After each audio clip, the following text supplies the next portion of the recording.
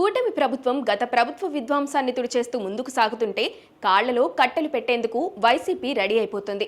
అధికారం చేపట్టిన నాటి నుంచి అమరావతికి ఓ రూపుమాపు తెచ్చేందుకు అడుగులు పడుతున్నాయి. పోలవరం ప్రాజెక్టు నిర్మాణంలో దూకుడు పెరిగింది. ప్రజలపై భారం పడకుండా పథకాల అమలుకు వడివడిగా చర్యలు తీసుకుంటున్నారు.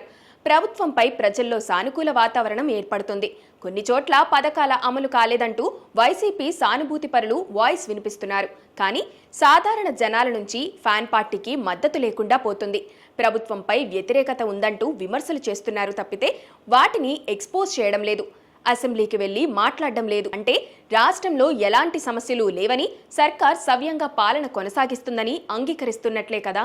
అయినా ఈ విషయం వైసీపీ ఎందుకు గుర్తించడం లేదో, జగన్ యాలహాంక నుంచి కాలు బయట పెట్టేందుకే ఇష్టపడటం లేదు.